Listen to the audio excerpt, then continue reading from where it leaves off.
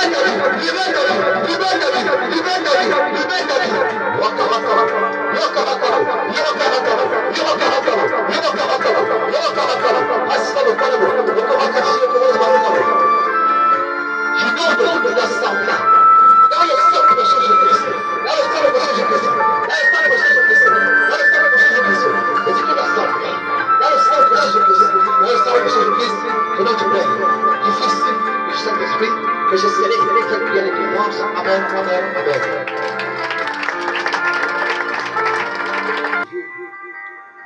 Chapitre 1, je dis au nom de Jésus-Christ. Jude, serviteur de Jésus-Christ, les frères de Jacques, à ceux qui ont été appelés, qui sont aimés en Dieu le Père, et gardés pour Jésus-Christ. Que la miséricorde, la paix et la charité vous soient multipliées. Bien-aimés, comme je désirais vivement vous écrire au sujet de notre salut commun, je me suis senti obligé de le faire afin de vous exhorter à combattre pour la foi qui a été transmise au sein d'une foi pour toutes. Car il s'est glissé parmi vous certains hommes dont la condamnation a été écrite depuis longtemps, des impies qui changent la grâce de notre Dieu en dissolution et qui renie notre seul Maître et Seigneur Jésus-Christ. Je veux vous rappeler, à vous qui savez fort bien toutes ces choses, que le Seigneur, après avoir sauvé le peuple, l'avoir tiré du pays d'Égypte, fit ensuite périr les incrédules.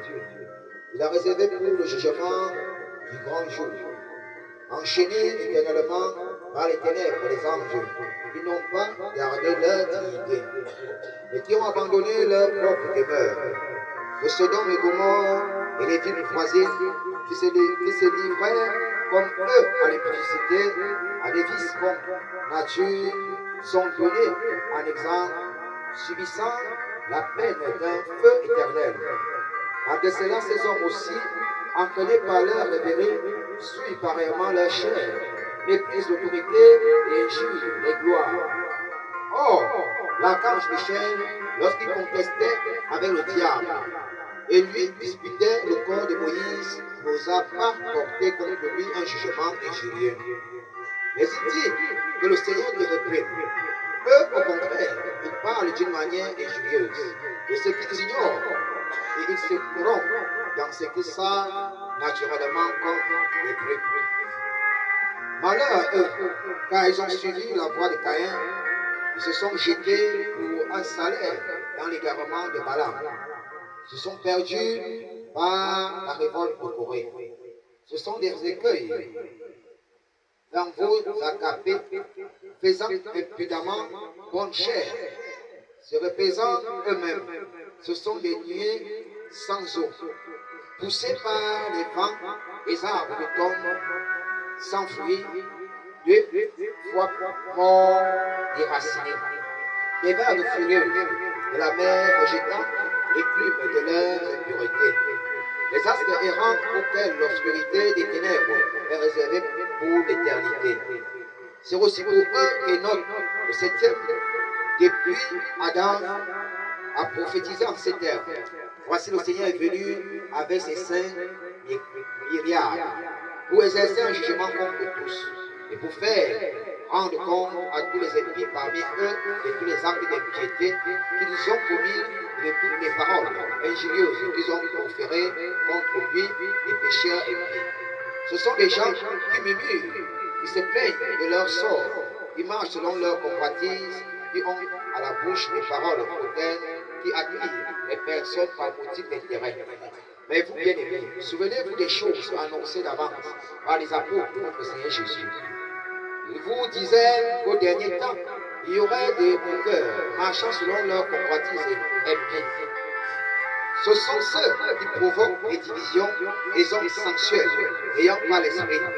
Pour vous, bien-aimés, vous édifiant vous-même sur votre très sainte foi et priant par le Saint-Esprit. Maintenez-vous dans l'amour de Dieu en attendant la miséricorde de notre Seigneur Jésus pour la vie éternelle. Reprenez les uns ceux qui contestent. Sauvez-en d'autres en les arrachant du feu.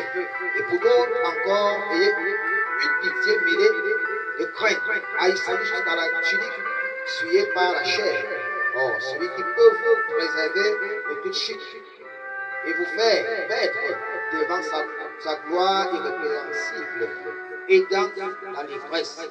À Dieu seul, notre Sauveur, par Jésus-Christ notre Seigneur, soit gloire, majesté, force, puissance, hier, avant tous les temps, et maintenant et dans tous les siècles. Amen. C'est Jésus-Christ que j'ai. Soyez abondamment bénis.